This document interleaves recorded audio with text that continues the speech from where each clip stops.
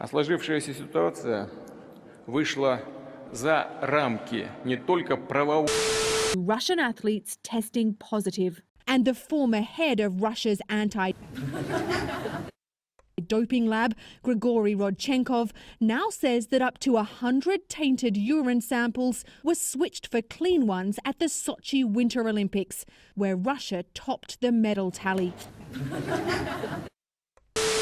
4-year ban. They accused Russian administrators of manipulating doping records. A government-sponsored doping scheme was revealed 5 years ago.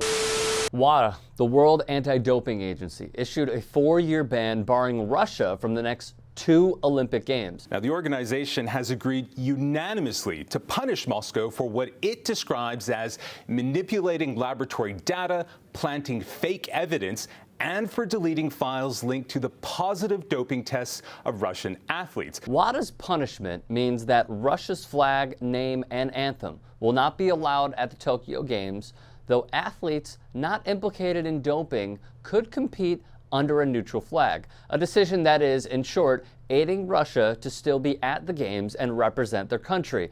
Linda Helleland, a Norwegian who is the outgoing VP of the anti-doping agency, expressed frustration at the decision, saying she wanted the punishment to ensure that Russian athletes would not be able to compete independently as they did in South Korea during the ban. But this is really a story that starts back in 2014 and the Winter Olympics in Sochi.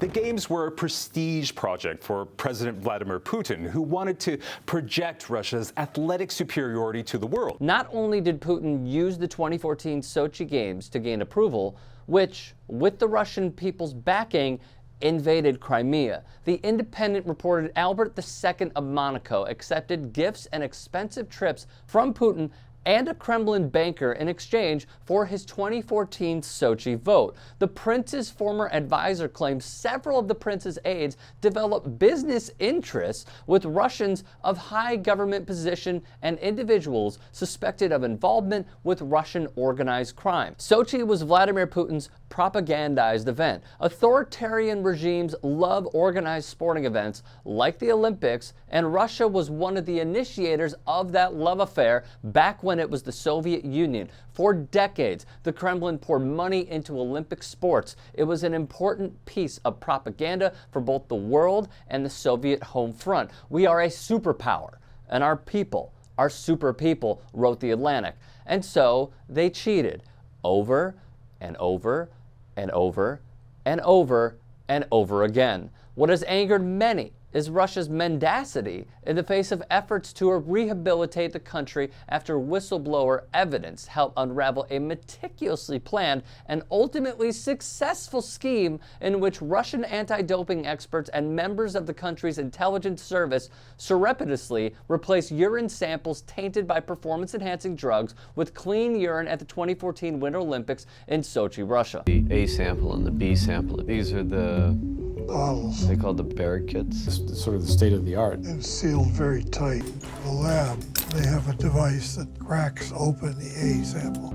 It was our entrance, but from this behind where we have a fire exit. We're working at Sochi.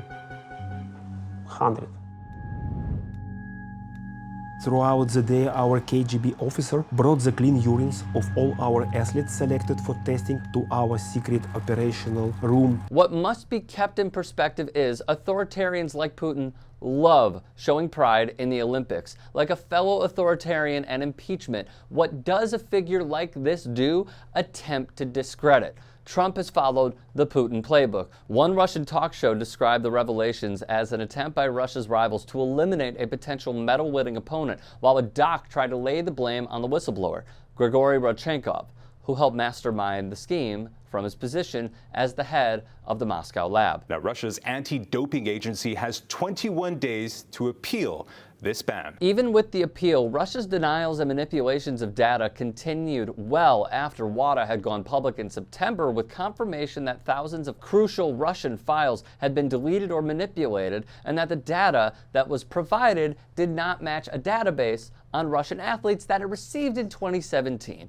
The whistleblower said, after all of this, who can say whether whether there are any clean athletes in Russia if the crucial data is lost. Yuri Ganis, the head of Russia's own anti-doping agency, told the world that he believed thousands of athlete files had likely been deleted to save the reputations of some of Russia's most significant figures, a risky move, as 2 other Russian anti-doping officials with ties to the scandal, including one of Ganis's predecessors, have died under suspicious circumstances in recent years. Russia is a high-level sports country, but those people who are responsible to solve this situation for many years chose the wrong way, the wrong approach, Ganis said. This is the part where I end with a quote or some shit, but I'm just going to lay it out now. The unequivocal facts are Russia has manipulated what should be secure samples, a system WADA says is impenetrable, not once, not twice, but thousands of times as they tainted the samples of athletes competing. Men like Putin use the games to score political points and get ahead, sending a clear message to the Russian sport ministry by banning all athletes, barring them from competition, ensures those who are put under the facade of a neutral flag, yet are still decorated when coming back home, will never occur. This is widespread corruption for the masses to see, and a slap on the wrist from those in charge, complicitly abetting Putin's regime for success. Ban the athletes so this never happens again.